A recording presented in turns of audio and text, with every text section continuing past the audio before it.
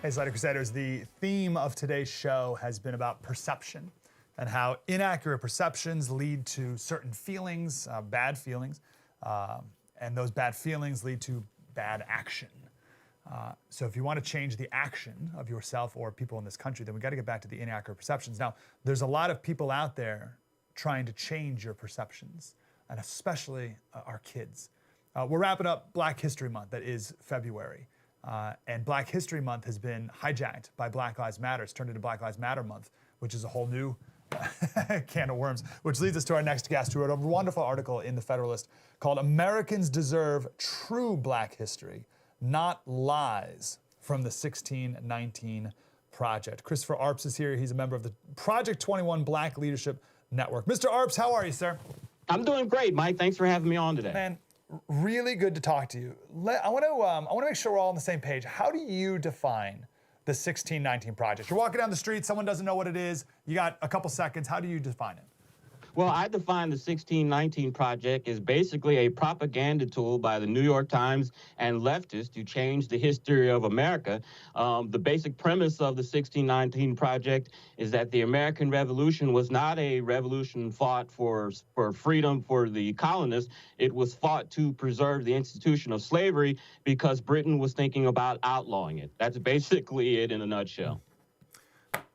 Now, that's factually inaccurate. And they almost admit it now, which is weird. Like the 1619 people almost admit that it's not even true. They just they cover it as being like, oh, well, it could be, or it's like, right? Have you seen that? Well, Mike, I had a chance, I'm with Project 21, and Project 21 is a shareholder of the New York Times, which allows us to participate in their shareholder meetings.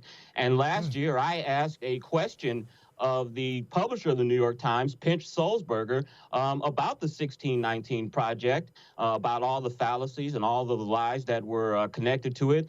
And his answer basically was, well, we know there's a lot of problems with it. We know there's controversy, but as long as it's spurring a discussion on race, then we're good with it. That was basically his answer, Mike. Yeah, that's so awful, because what is the result of it? If this propaganda is pumped into our kids' brains, how do they come out of it differently?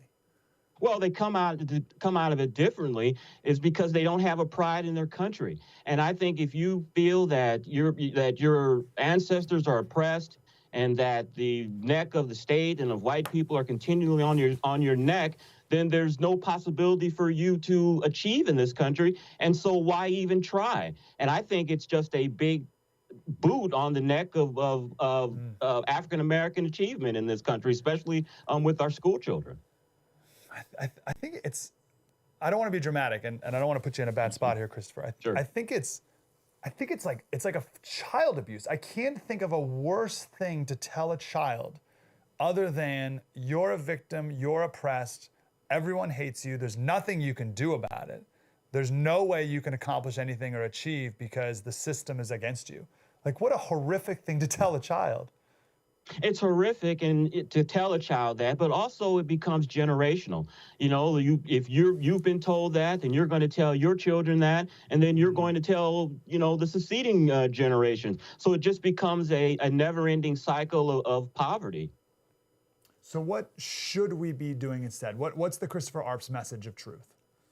Well, I think that we don't want to whitewash the history of this country of slavery and oppression and discrimination. That's not what I propose when I talk about Black History Month.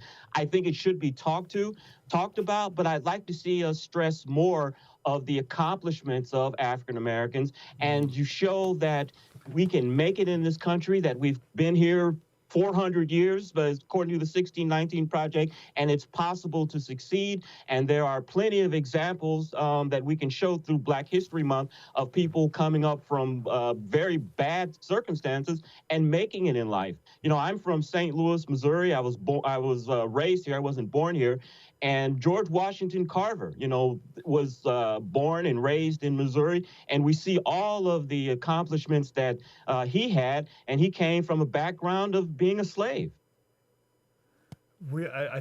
It's amazing. We know, maybe no one knows these stories anymore. I wonder if our kids know these stories anymore. I don't know if you saw this video the other day. It was a teacher, a middle school teacher, and he brought up Helen Keller, and the people said, "Oh, Helen Keller, the Nazi killer guy." And then the teacher said, "What's D-Day?" And the person goes, "Who, the rapper?" And they said, "What's Pearl Harbor?" And the person goes, "You mean the bridge?" Like, so I don't know if our kids know anything about anything, but I was gonna ask you, the reason I say this is because I was gonna ask you, we know, you and I at least know, Martin Luther King and Frederick Douglass and some of the big names, and Washington Carver is a great one. Give me another story, one that we were not taught in schools that you wish this person was a household name. Well, I'll tell you, one of them, and like I said, I'm from St. Louis, so I like to highlight African-American achievers from St. Louis. One is the first African-American millionaire was a woman named C.J. Walker. And she started a hair care business with perms and oils and things that you put on her hair. She became the first African-American millionaire in this country. She became a great philanthropist. And it's extraordinary to have, especially a female and an African-American, achieve such great success in the early part of the 20th century. I think that's a phenomenal story that will motivate all people. Of course. So here's the question. Let's say you take the same kid and they live in parallel universes, Christopher, and one of these kids is taught the 1619 Project and victimization and oppression, and the other is taught the story of C.J. Walker and overcoming and perseverance and all the rest. How are those two lives different? Well, I think they're going to be different because one of those children is going to be steeped in negativity, and the other one is going to be steeped in positivity. You know, that was similar to my background. My parents were college educated. My father started a successful business while I was growing up. In the summer times, instead of, being out, getting in trouble and messing around, my parents had me working in the stores. And I learned such valuable life skills of how to talk to people, how to be a salesman, how to have a work ethic, the great pride that you have every Friday getting a paycheck and cashing that check, knowing that comes from the fruit of your labor. I hated that experience growing up. I wanted to be out messing around, in the summer, but I'm so glad that I have that experience today. Two quick questions. What is your message to, let's say, the black leaders, whatever that even means, like the people behind the 1619 Project or the Black Lives Matter activists who are pushing this stuff? What do you say to them face to face? And then the second part is, what do you say to the well-intentioned teacher who's embracing this stuff because they want to be tolerant and nice and all that? Yeah, I'd say first of all, what I would say to the Black Lives Matter people that are supporting the 1619 Project and propaganda like that. The first message that I have as being a conservative African-American to my liberal African-American family, friends, is that I'm not your enemy. That even though we have different political backgrounds, we still have the same goal in mind, which is to see African-American people advance. We just have two different views of going about it. Your method has a 50-plus year track record of failure. Our record is, to paraphrase Donald Trump, what have we got to lose? Let's try something different. Regarding the teachers, I would tell them is, look, get rid of your white guilt. You are not helping these black students by making them feel like they are oppressed. Tell them the truth. Tell them they can make it in this country. I tell you one thing that my parents always taught me, that I could achieve anything that I wanted in this life as long as I went to school, worked hard, and did what I needed to do. But they always told me this one thing, and they said, Chris, you're still going to have one strike against you always because you're black. But they did not tell me that in order for me to feel oppressed or for me to feel like a victim. They were giving me a reality check. This is how life is going to be. But they never let me use that as an excuse. Never. Christopher Arps, nationalcenter.org, is that where we can find Project 21?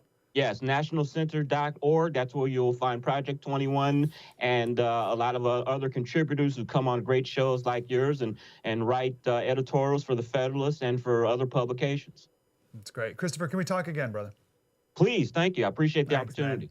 Well done. Really good to talk to you. Appreciate you. All right.